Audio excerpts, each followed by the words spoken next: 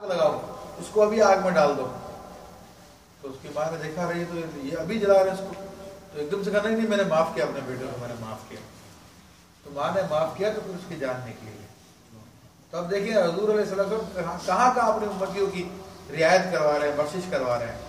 یہاں تک کہ حدیث شریف میں آتا ہے کہ جہنم سے حضور علیہ السلام اللہ کے دیے ہوئے اختیار کے مطابق اپنی تمام امتیوں کو نکال لیں گے جہنم سے، لیکن کچھ لوگ ہوں گے جب ان کے بارے میں شفاعت کریں گے تو اللہ تبارک تعالیٰ فرمائے گا اے حبیب یہ میرا مسئلہ نہیں، یہ بندوں کا مسئلہ ہے، انہوں نے اپنے ماں باپ کا دل ستایا ہے، جب تک ان کے ماں باپ معاف نہیں کریں گے تب تک ان کی جہنم سے نکل نہیں سکتے۔ اور وہ چلا رہے ہوں گے جہنم کے نچلے ترین طبقوں میں، یا حنان یا منان، یا حنان یا منان، اللہ تعالیٰ سے مدد مانگ رہے ہوں مگر اللہ تعالیٰ ان کو نہیں نکالے گا۔ یہاں حضور علیہ السلام جنت میں ان کے ماں باپ کے پاس جائیں گے، جا کے ان کو کہیں گے تمہارے بیٹے تمہاری اولاد سخت عذاب میں ہے، تم ان کو معاف کر دو۔ وہ کہیں گے نہیں ہم ان کو معاف نہیں کریں گے، انہوں نے ہمارا بہت دل دکھایا، ہمیں بہت تکلیف دی ہے۔ تو میرے بھائی نوجوان لڑکے لڑکیوں کو جان لینا چاہیے، جو بھی جوان ہیں بوڑھے ہیں اپنے ماں باپ کے اگر حق تلفی کر رہے ہیں، ان کا دل دکھاتے ہیں، تو ان کو سمجھ لینا چاہیے کہ کل کو یہ صورتحال ہمارے ساتھ بھی پیش آ سکتی ہے۔ آج موقع ہے ان کی خدمت کر لیجیے، ماں باپ کی اطاعت کر لیجیے، ان کو راضی کر لیجیے، ورنہ کل جہنم کی بھڑکتی ہوئی آگ میں جانا پڑ سکتا ہے۔ تو وہ اس کے ماں باپ اس وقت منع کر دیں گے۔ تو حضور علیہ السلام فرمائیں گے اچھا چلو تم دیکھو تمہاری اولاد کے ساتھ کیا ہو رہا ہے۔ تو حضور درمیان سے پردہ ہٹائیں گے تو جنت میں رہتے ہوئے جہنمیوں کو دیکھیں گے، جب اپنے اولاد کو دیکھیں گے کہ وہ آگ میں جل بھن رہے ہیں، ان کو سزائیں مل رہی ہیں، تو ان کا دل پھر پسیجے گا، تو پھر وہ اپنے اولاد کو معاف کریں گے۔ تو حضور علیہ السلام وہاں سے ان کو جہنم سے نکال دیں گے۔ حشر کا میدان لگا ہوا، ہر ایک نفسی نفسی پکار رہا ہوگا، صرف یہ معصوم جان محمد رسول اللہ صلی اللہ علیہ وسلم کی جان وہ ہوگی۔ آپ فرماتے ہیں کہ میں کبھی پل صراط پہ اپنے امتیوں کو بچا رہا ہوں، کبھی میزان پہ ان کے نامہ اعمال کے وزن کو بڑھا رہا ہوں۔ یہ آپ علیہ السلام کی ذات مقدسہ ہے۔ کبھی حوض کوثر پر اپنے پیاسے امتیوں کو پانی پلا رہے ہوں، کتنی محبت کرتے ہیں، کتنے ان کے دکھوں کا خیال ہے۔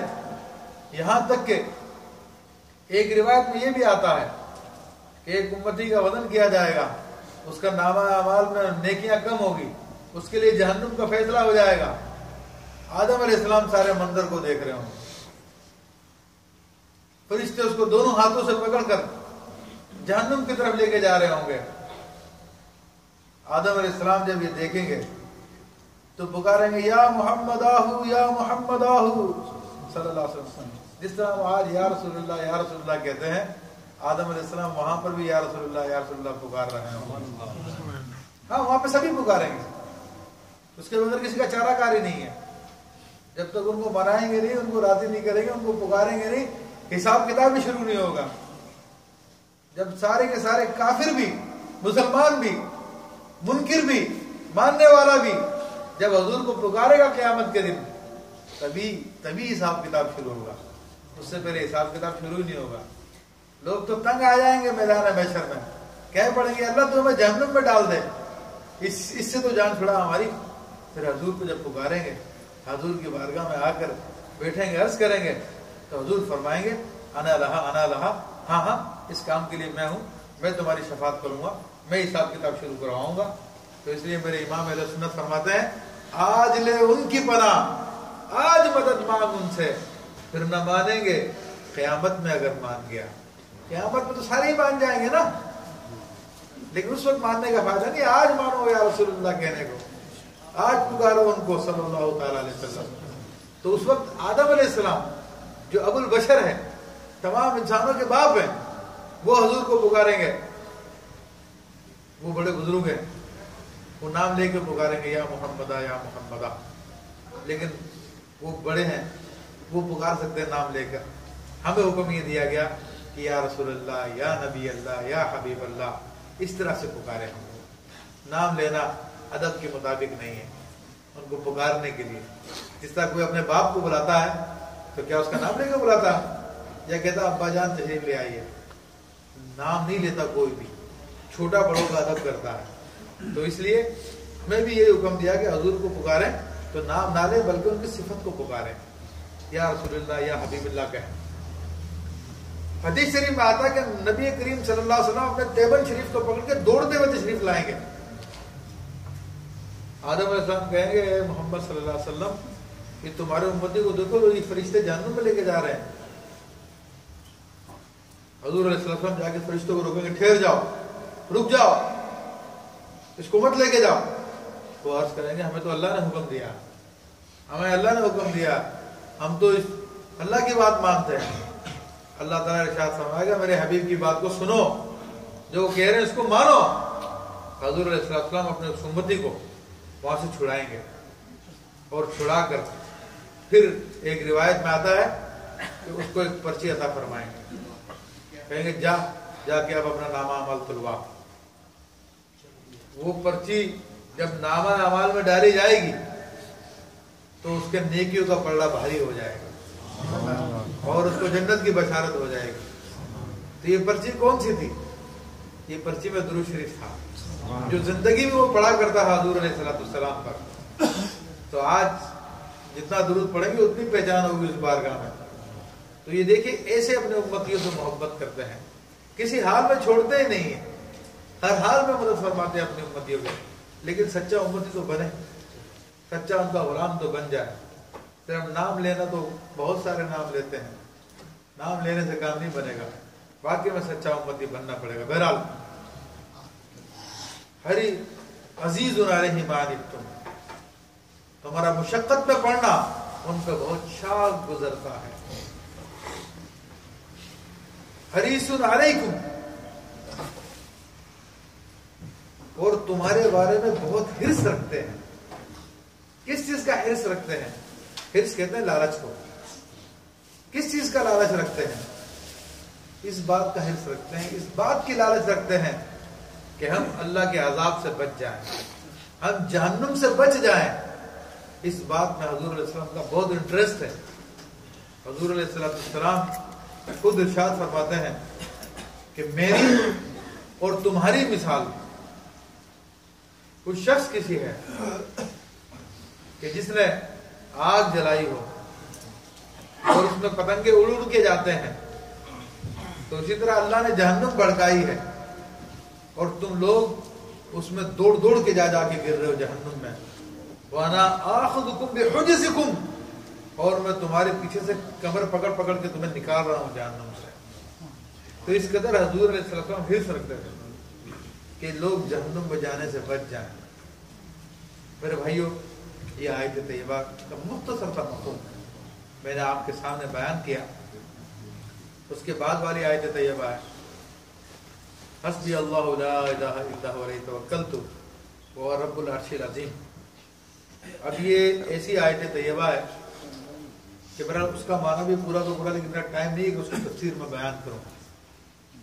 لیکن بہرحال پہلی آیت طیبہ کی فضیلت یہ ہے کہ جو اس آیت طیبہ کا ورد رکھتا ہے تو اس کو رسول اللہ صلی اللہ علیہ وسلم کے بارگاہ کا قرب حاصل ہوتا ہے. حضرت سیدنا ابو بکر شبلی رحمۃ اللہ علیہ کا ایک واقعہ آتا ہے کہ آپ ابو بکر شبلی رحمۃ اللہ علیہ یہ بہت بڑے بزرگ گزرے ہیں, حضور غوث پاک رضی اللہ عنہ کے دادا پیروں میں سے ہیں. ابو بکر شبلی یہ ایک مرتبہ یہ دیوانے سے تھے, ظاہری طور پہ اپنے آپ کو چھپا کے رکھا تھا, اپنی ولایت کو چھپایا ہوا تھا. لوگ ان کو پاگل سمجھتے تھے, بچے پتھر بھی مارا کرتے تھے آپ کو ایسے پاگل سمجھ کر. ایک مرتبہ ایک اپنے زمانے کے شیخ الحدیث تھے, یہ ان کے یہاں پر سید ابو بکر شبلی رحمۃ اللہ علیہ ملنے کے لیے گئے. تو وہ بچوں کو حدیث پڑھا رہے تھے, اسٹوڈنٹس کو. جب انہوں نے ابو بکر شبلی کو دیکھا تو کھڑے ہو گئے, کھڑے ہو کے ان کا استقبال کیا اور پھر ان کی پیشانی پہ بوسہ دیا اور اپنی جگہ پہ بٹھایا. ان سے بات چیت کی, پھر وہ رخصت ہو گئے. تو ان کے اسٹوڈنٹس نے کہا کہ حضور یہ تو پاگل آدمی ہے. آپ نے ان کی اتنی عزت کی, اتنا اکرام کیا. فرمایا کہ میں اس کا کیوں نہ اکرام کروں جس کا اکرام رسول اللہ صلی اللہ علیہ وسلم نے کیا. کل رات کو خواب میں دیکھا, میں حضور کی مجلس میں حاضر تھا, مجلس محمدی لگی ہوئی تھی. میرے بھائیو, وہ مجلس محمدی بھی ایک ہوتی ہے, اور مجلس محمدی میں وہی ہوتے ہیں کہ جو دنیا سے اپنا محبت کا رشتہ توڑ لیتے ہیں اور اللہ رسول کے ہو جاتے ہیں. ہاں, جو مجلس محمدی سے محروم ہوتا ہے تو پھر دنیا دار ان کے ارد گرد بیٹھے ہوتے ہیں, ان کی مجلسیں وہ ہوتی ہیں, بڑے بڑے آفیسر, بڑے بڑے رئیس, بڑے بڑے دولت مند جمع ہوتے ہیں ان کے پاس. تو یہ مجلس محمدی کہتے ہیں. میرے خواب میں مجلس محمدی میں تھا رات میں. تو ایسے میں سیدنا ابو بکر شبلی رحمۃ اللہ علیہ اس مجلس محمدی میں حاضر ہوئے. تو رسول اللہ صلی اللہ علیہ وسلم کھڑے ہو گئے استقبال کے لیے. آپ علیہ السلام نے ان کو قریب بلایا اور کہا, آئے ابو بکر, اپنا وہ منہ میرے قریب کر جس سے تو مجھ پہ درود پاک پڑھتا ہے. تو حضرت ابو بکر شبلی کی منہ پہ حضور علیہ السلام نے بوسہ لیا, اور جب ابو بکر شبلی سے پوچھا کہ آپ کیا کرتے ہیں, تو آپ نے فرمایا کہ ہر نماز کے بعد اس آیت طیبہ کو ایک مرتبہ پڑھتا ہوں اور پھر درود پاک پڑھتا ہوں. بعض روایت میں غالباً 7 دفعہ کا ذکر ہے, اور پھر درود پاک پڑھتا ہوں. تو اب یہ آیت طیبہ اس کے ساتھ درود پاک پڑھنے سے بندہ کتنا حضور علیہ السلام کے قریب ہو جاتا ہے, اس واقعے سے آپ نے اندازہ کیا ہوگا. پھر اس آیت طیبہ کی فضیلت کے حوالے سے میں عرض کر رہا ہوں. آج دہشت گردی ہے, قتل و غارت گری عام ہے. پہلے کہتے تھے انگلینڈ امریکہ میں بڑا امن ہے, لیکن آج یہاں پر بھی گلیوں میں لوگوں کو قتل کر دیتے ہیں. کہیں گن سے کر دیتے ہیں, کہیں چاقو سے قتل کر دیتے ہیں. یہاں پہ بھی بڑی حفاظت کی ضرورت ہے. یہ 2 آیتیں سورہ توبہ کی آخری 2 آیتیں, یہ بڑی کمال کی آیتیں. جو شخص صبح میں پڑھ لیں ان کو تو شام تک وہ ہر آفات, ہر پریشانی, ہر ناپسندیدہ بات, یہاں تک کہ موت سے محفوظ ہو جاتا ہے. اور جو رات میں پڑھ لے اس کو تو وہ صبح تک ہر پریشانی, ہر آفت شریف لائے مولانا اللہ. تو وہ شام کو پڑھ لے تو صبح تک ہر تکلیف, ہر رنج و غم, ہر ناپسندیدہ بات, حتیٰ کہ بزرگوں نے لکھا کہ موت تک سے صبح تک محفوظ ہو جاتا ہے. تو اس آیت طیبہ کا ورد بھی کیجیے, رسول اللہ صلی اللہ علیہ وسلم سے اپنے محبت کا اظہار بھی کیجیے. اللہ تبارک تعالیٰ سے میں دعا کرتا ہوں اس آیت طیبہ کے اسرار و رموز کو سمجھنے کی توفیق عطا فرمائے, اور جان لیجیے کہ وہ آیت جو قرب رسالت پیدا کرتی ہے. اگر کوئی بزرگ اللہ کا ولی آپ کو شاید کی اجازت دے دے اور پھر اس کا مخصوص ورد ہوتا ہے تو پھر مجلس محمدی صلی اللہ علیہ وسلم میں حاضری بھی ہو جاتی ہے. تو اللہ تعالیٰ ہمیں بھی عطا فرمائے. ابھی چونکہ حضرت تشریف لا چکے ہیں تو میں جمعہ کا ٹائم بھی ہوا جاتا ہے, تو اپنے گفتگو کو ختم کرتا ہوں اور دعا کرتا ہوں کہ اللہ تبارک و تعالیٰ اس مسجد کو آباد فرمائے, اور حضرت جو کام کر رہے ہیں اللہ تبارک و تعالیٰ کو قبول فرمائے, اس کام میں برکت عطا فرمائے, دنیا کی بھلائی نصیب فرمائے, ان کے لیے بہترین معاونین سے عطا فرمائے. آمین بجاہ النبی الامین.